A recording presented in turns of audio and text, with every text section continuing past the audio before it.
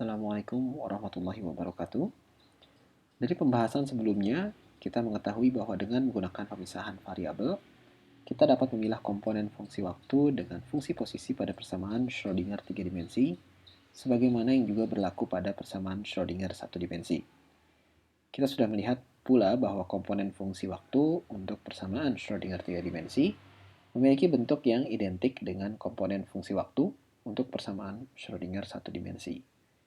Pada bahasan kali ini, kita akan memfokuskan diskusi pada bentuk persamaan Schrödinger bebas waktu pada ruang 3 dimensi. Kita akan lihat nantinya bahwa pembahasan ini akan menuntun kita pada bahasan tentang spherical harmonics. Kita ingat kembali bahasan kita tentang bentuk umum persamaan Schrödinger bebas waktu. Nah, bentuk persamaan Schrödinger bebas waktu diberikan oleh persamaan berikut, yaitu Hamiltonian psi, ya di sini psi kecil, yaitu psi yang hanya merupakan fungsi dari posisi, sama dengan minus h bar kuadrat per 2m, operator gradien kuadrat dikalikan dengan psi, atau operator Laplacian psi, ditambah v dikali psi, ya potensial dikali psi sama dengan e dikali psi. Nah, di sini yang menentukan ya apakah kita bekerja pada koordinat kartesian ataupun pada koordinat sferikal ada dua ya yang jelas, yaitu satu fungsi gelombang atau komponen fungsi posisi ya dari fungsi gelombang persamaan Schrödinger bebas waktu itu sendiri, dan juga operator gradien ya. Nah, untuk koordinat kartesian ya, grad square ini atau grad kuadrat ini ya memiliki bentuk yang relatif simple ya, seperti yang sudah kita ketahui. Dia memiliki bentuk seperti ini, yaitu turunan kedua parsial psi ya terhadap x kuadrat ditambah dengan do psi ya, do y kuadrat, kemudian do 2 psi do z kuadrat ya. Jadi cukup simple.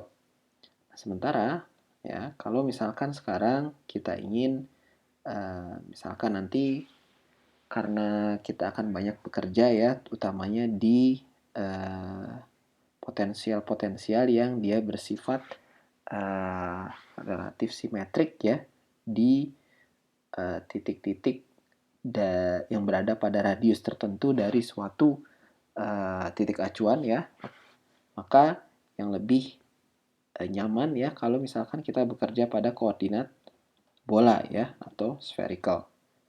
Nah, maka di sini bentuk Laplaciannya ya itu dituliskan seperti berikut ya. Jadi 1 per R ya, di sini merupakan suatu radius ya. Maaf ini kurang.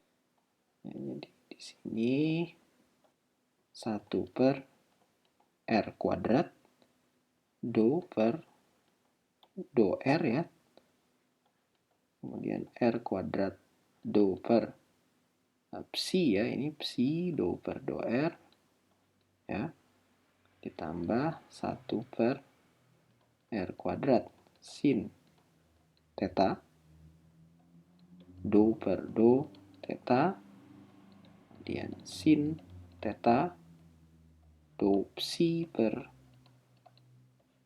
do theta ditambah 1 per R kuadrat sin kuadrat theta, ini theta ya, theta, kemudian turunan parsial kedua psi terhadap v ya. Nah, di sini fungsi gelombangnya atau psi tidak lagi dinyatakan dalam x, y atau z, namun dinyatakan dalam koordinat r atau radius, kemudian theta atau polar angle, dan v yaitu azimuthal angle. Nah, kalau misalkan kita tuliskan dalam suatu koordinat yang dia saling tegak lurus ya, maka kalau misalkan di titik pusat atau kita namakan dengan 0 ya, R, nah misalkan ini ada satu titik ya, misalkan di titik P di sini ya. Nah, R merupakan jarak dari 0 ke P ya, ke titik P. Nah, ini R. Radius, kita ingat kembali ya, koordinat bola, ini R. Nah, kalau misalkan theta ya, itu merupakan sudut berikut ya, polar angle ya, sudut dari, anggaplah ini misalkan sumbu yang sumbu Z-nya ya, sumbu Z-nya, dan sudut dari sumbu Z ke garis radius ini ya. Ini theta. Nah, sementara V ya merupakan sudut berikut ya.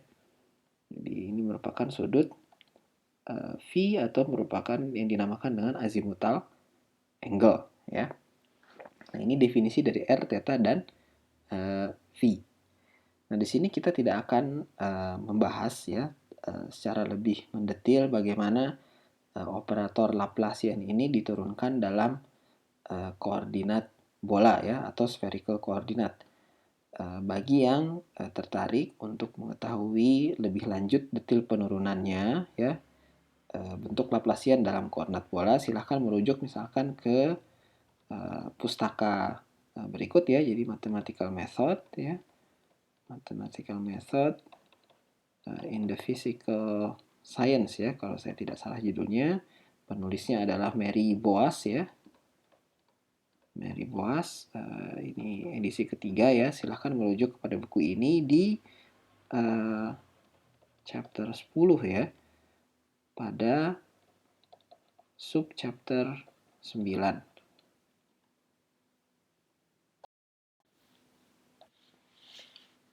Ya, kita mulai ya. Sebelum nantinya kita akan masuk ke bentuk persamaan Schrödinger bebas waktu pada dengan menggunakan koordinat bola, mari kita tinjau terlebih dahulu bagaimana bentuk ya persamaan Schrödinger bebas waktu 3 dimensi pada koordinat kartesian ya. Nah, bentuknya kita lihat ya di sini sudah tertulis ya bentuk dari persamaan Schrödinger bebas waktu ya pada koordinat kartesian ya, Laplaciannya seperti ini ya, seperti yang tadi sudah dituliskan. Dan jangan lupa di sini potensialnya ya, potensial atau V-nya juga merupakan fungsi dari X, Y, dan Z. Nah, kembali ya kita ingat bahwa untuk menyelesaikan persamaan diferensial parsial ini ya, dan tujuan akhirnya tentunya kita ingin mendapatkan bentuk psi, kita gunakan kembali ya metode yang sudah sering kita gunakan ya hingga saat ini, yaitu apa? Separation of variable ya, separation of variable atau metode apa, pemisahan variabel ya, pemisahan variabel. Nah, di sini ya pemisahan variabel itu berfungsi untuk apa?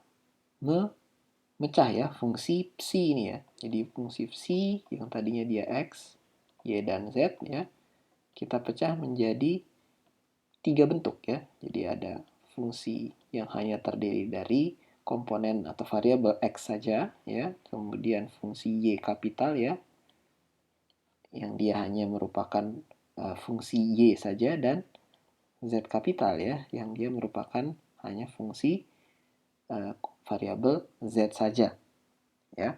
Nah, kalau misalkan ini ya bentuk ini kemudian kita substitusikan ke sini ya, maka kita akan dapatkan hasilnya seperti berikut ya. Jadi minus h bar kuadrat ya, ini minus h bar kuadrat per 2m ya, dikalikan dengan y kapital z kapital, kemudian turunan kedua x ya, saya buat notasi seperti ini, turunan kedua fungsi x ya di sini ya terhadap x, kemudian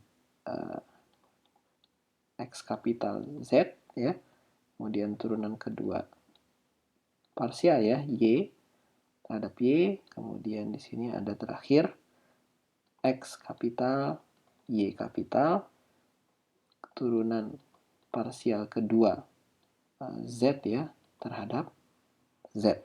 Oke. Ini ditambahkan dengan v x y z ya, kapital sama dengan energi ya di sini dikalikan dengan X kapital, Y kapital, Z kapital. Nah, kembali ya, teknik yang sama ya untuk menyederhanakan, kemudian ini kita bagi dengan X, Y, dan Z kapital. Maka kita akan dapatkan hasilnya minus H bar kuadrat per 2M ya, dikalikan dengan 1 per X kapital ya, seperti ini Y kapital, Y ditambah 1 per Z kapital, turunan kedua parsial Z ya, terhadap Z. Nah, ini ditambah dengan V sama dengan E. Ya. Nah, di sini poin yang paling penting untuk dilakukan adalah bagaimana kita sudah memecah ya. Jadi, lihatlah ke tiap-tiap komponen ini ya. Jadi, kita sudah mendapatkan komponen-komponen yang dia sudah hanya terpisah oleh variabelnya masing-masing ya. Jadi, ini khusus komponen dari X ya. Ini X semua, ini komponen Y semua, dan ini komponen Z semua ya. Nah, sekarang tujuan kita ya untuk lebih mempermudah lagi bagaimana memecah ya setiap komponen ini, kemudian dikombinasikan dengan V ya. V-nya, jadi apabila V-nya ini bisa kita pecah-pecah juga menjadi bentuk seperti ini ya. Jadi V sama dengan V X ya ditambah V Y ditambah V plus Z ya. Seperti ini. Jadi komponen potensialnya pun kita pecah menjadi bukan dalam bentuk perkalian ya, tapi dalam bentuk penjumlahannya ya. Kemudian kita pecah menjadi Vx saja ditambah Vy saja ditambah Vz saja ya. Kalau kita bisa menjadikan seperti ini, maka kita akan mendapatkan bentuk seperti ini ya. Jadi minus H kuadrat, H bar kuadrat ya, 2M, 1 per X bar ya, do XX ya di sini. X ditambah V X ya. Kita ingat nih, di sini ya, nih saya kurung di sini. Kemudian ditambah dengan, nah ini bentuk yang similar dengan ini, tapi ini Y ya.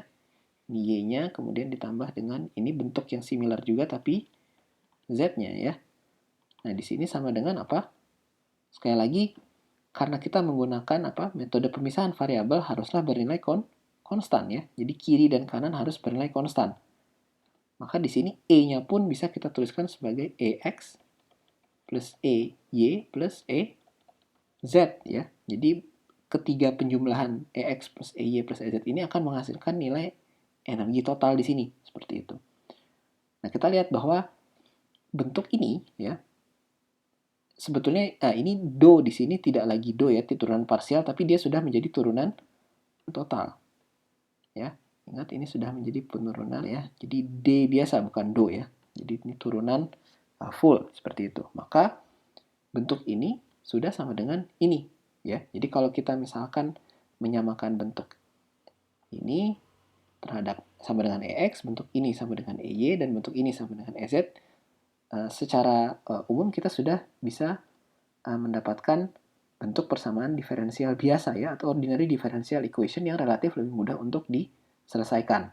Nah, kalau kita selesaikan ketiga set persamaan ya, ini sama dengan EX dan ini ya, komponen ini sama dengan EY dan komponen ini ya sama dengan EZ, maka sejatinya sudah bisa kita selesaikan, tinggal bergantung terhadap potensial yang kita hadapi. Nah, ini esensinya sama dengan apa yang sudah kita pelajari pada atau untuk persamaan Schrödinger pada ruang bebas waktu ya, persamaan Schrödinger bebas waktu pada ruang satu dimensi.